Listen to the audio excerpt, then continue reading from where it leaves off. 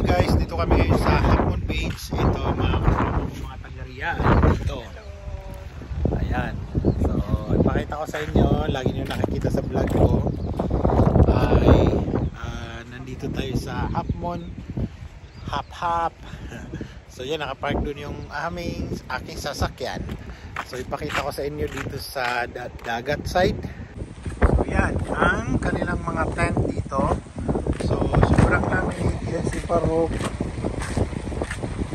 from Nairia o Jubail. Ayan.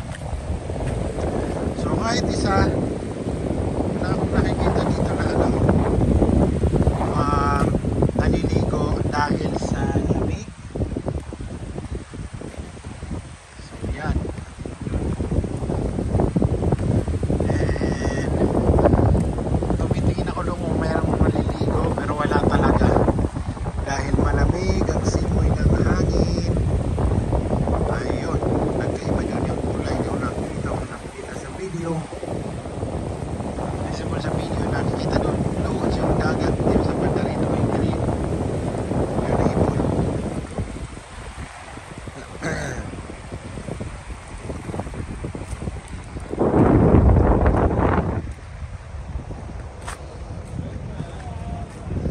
So, good morning sa inyo lahat.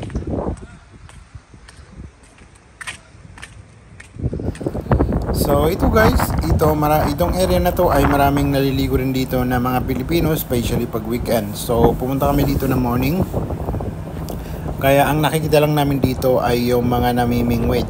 So, mayroong yate dyan kung makikita nyo doon. At saka dati nagano kami dito sa Islamic Center, nag-overnight kami dyan. So yan, makikita niyo dyan yung mga Pilipino, mga ibang lahi. Mostly na nakikita ko nang namimingwit dyan ay mga Pilipino. Meron lang ako nakita na ibang lahi, tapos the rest ay Pilipino. So meron silang, pumunta na kami dyan para tingnan ng mga view. So yan, ang ganda ng view dyan. So yan, meron pang konting lake dito sa right side. So pumunta ako dyan para ma-explore. So yan ang sabi ko na lake.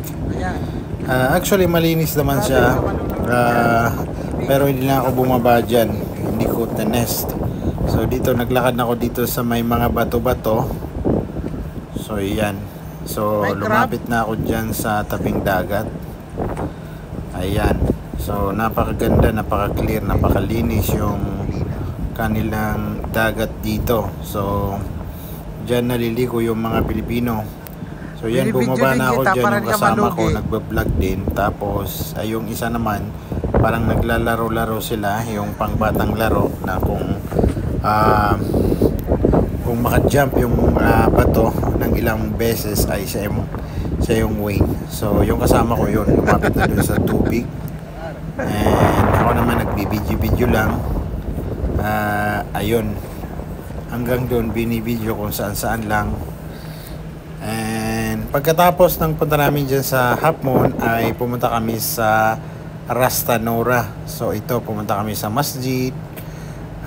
Minute namin dito yung kaibigan namin na hindi namin na-meet for long time. Then nag-meet kami dyan. So ito guys, naglalakad kami dito sa labas ng office. Dito, I Love Saudi Arabia. Actually, dito ako dati nag-office sa likod. So, dyan sa likod. Thank you.